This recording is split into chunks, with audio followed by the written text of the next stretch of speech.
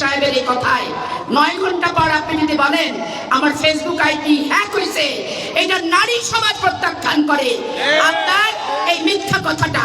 কারণ ওটাই হচ্ছে আপনার মনের কথা, ওটাই হচ্ছে জামাত ইসলামের যে গঠনতন্ত্র আছে ওই গঠনতন্ত্র মাফিক কথা। আমরা মহিলারা সারা বাংলাদেশে যত জায়গায় বিএনপি সমাবেশ হয় সব জায়গায় আপনারা মহিলাকে দেখতে পান, কিন্তু আওয়ামী লীগের পতনের পর সৌরার্দি উদ্যানে জামাত ইসলাম একটা অনুষ্ঠান করেছিল রাজনৈতিক, সেইটি ছিল নারী বিবর্জিত একটি অনুষ্ঠান। কোনো মহিলার জন্য কোনো জায়গা রাখা হয়নি, কোনো মহিলাকে ওইখানে দাওয়াত পর্যন্ত দেওয়া হয়নি। তাহলে এই আমাদেরকে আবার বলে কি যে তারা ক্ষমতায় আসলে কর্মঘণ্টা 5 করবে, মানে 5 ঘন্টা আমাদের চাকরি ইয়ে করবে। এইটা আসল কথা না। আসল কথা হচ্ছে আমাদেরকে ঘরের ভিতর ঢুকায় তালা বন্দি করে ওদের ওই মিথ্যা গুজব আর প্রচার শুনে শুনে আমাদের ইহকাল পরকাল সব ওরা পার করে দিতে চায়। একটা 5,000 টাকা বেতনে একটা পুরুষ ছেলেকে যদি 12 ঘন্টা খাটায়, তাহলে মহিলাকে 5,000 টাকা বেতন দিয়ে কেউ 5 ঘন্টা খাটাবে?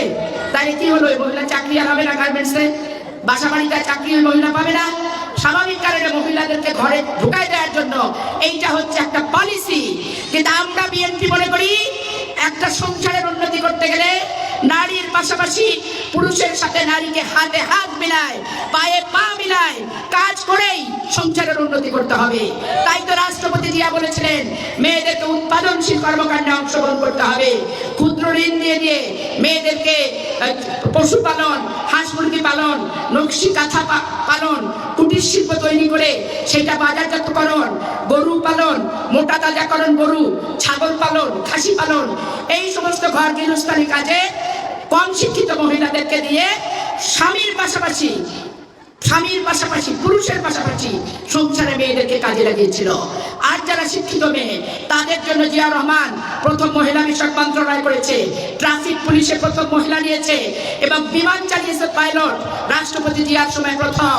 এবং জিয়ার সময় মেয়েরা সচিব থেকে ডাক্তার থেকে ইঞ্জিনিয়ার থেকে সব কিছুতে ব্যাপকভাবে অগ্রসর হয়েছে। বিএনপি এমন একটা দল সকল সম্প্রদায়ের মানুষকে নিয়ে সুখে শান্তিতে বসবাস করতে চায়।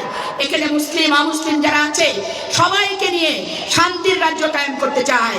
একজন হিন্দু ধর্মাবলম্বীকে সরকারিভাবে সাহায্য করা হয়, তার পূজা থেকে শুরু করে শ্মশানের সংস্কার থেকে শুরু থেকে পূজা মণ্ডপের বৃদ্ধি থেকে শুরু করে আবার মুসলমানকে মসজিদ গোরস্থান এই দুটোর ব্যাপারেও কিন্তু দেখা হয়। প্যাগোডা থেকে শুরু করে চট্টগ্রামে যারা বৌদ্ধ আছে তাদের সেখানেও ব্যাপক উন্নয়ন জিয়াউর রহমান সরকার, বেগম খালেদা জিয়ার সরকার অনেক ব্যাপকভাবে কিন্তু পালন করেছিল। তাই আজকে বলি যাদের কাছে ভিক্ষা করে 2টো সিট দেন, 5টা সিট দেন, জামাত ইসলাম ধর্ণা দিতে দিতে জুতার তলি ক্ষয় ফেলেছেন সারাটা জীবন, তারা এখন বলেন যে বিএনপিকে বৃদ্ধাঙ্গুলি দেখাচ্ছেন, বিএনপিকে ভোটের দিনে নাকি আপনারা লাঠি দিয়ে মেরে সাহেস্তা করবেন। 3 কোটি বোরখা বানাতে দিয়েছেন, আবার বোরখার ভিতরে চেক করতে গেলে মহিলা না পেয়ে পুরুষও কিন্তু পাওয়া যেতে পারে। আর বিভিন্ন বিশ্ববিদ্যালয়ে যে নির্বাচন হয়েছে, ছাপ্পা সিলের নির্বাচন, আলাদা করে ব্যালট পেপার ছাপানোর নির্বাচন, ওই খিলক্ষেত থেকে নীলক্ষেত থেকে নিউ মার্কেট থেকে ব্যালট পেপার যে ছাপায় আনেন নাই, তারই বাকি নিশ্চয়তা আছে। কারণ এরা বাংলাদেশকে তালেবানের রাষ্ট্র বানাতে চায়, এরা বাংলাদেশকে গুপ্তচরের রাষ্ট্র বানাতে চায়, এরা বাংলাদেশকে পাকিস্তানে ফেরত নিয়ে যেতে চায়, এরা বাংলাদেশকে হরকাতুল জিহাদের বাংলাদেশ তৈরি করতে চায়। আজকে কিসের লাল চক্ষু? জামাতকে বলতে চাই, আপনারা কি বলতে চাচ্ছেন অন্তর্বর্তীকালীন সরকার আপনাদেরকে ক্ষমতায় বসাতে চাচ্ছে? তাহলে বলেন অন্তর্বর্তীকালীন সরকারকে বিএনপি সারা বাংলাদেশে এককভাবে সমর্থন দিয়েছে সমস্ত কাজে। আজকে বিএনপির বিরুদ্ধে ষড়যন্ত্র করলে আবার বাংলাদেশে গণ আন্দোলন গড়ে উঠবে। আপনারা বলেছেন একজন গেছে ভারতে, আমরা যাব লন্ডনে। আমরা ভারতেও যাই না, লন্ডনেও যাই না, পাকিস্তানেও যাই না, বেলুচিস্তানেও যাই না। আমাদের দেশ বাংলাদেশ, আমাদের দেশ Bangladesh, made in Bangladeshi, made in Bangladeshi. আর আপনাদের কি মেড ইন বলে কিছু আছে? Half Pakistani, half Baluchistani, half হচ্ছে চায়না, হাফ হচ্ছে মিশর, কিয়দ অংশ যুক্তরাষ্ট্র, কিছু কিছু অংশ চায়না, কিছু কিছু অংশ ভারত। এইরকম যদি একটা পা থেকে মাথা পর্যন্ত মানুষের অংশ বিশেষের রাষ্ট্র হয়, তাহলে তাদের সাথে কি কোনো কথা চলে? তাদের সাথে কথা চলে না। বিসমিল্লাহির রহমানির রহিম। আসসালামু আলাইকুম। হিন্দু ভাই বোনদের জন্য নমস্কার। আজকের এই ঐতিহাসিক টাউন স্কুল মাঠে নির্বাচনের ফাইনাল জনসভার মতো জনসভা হচ্ছে।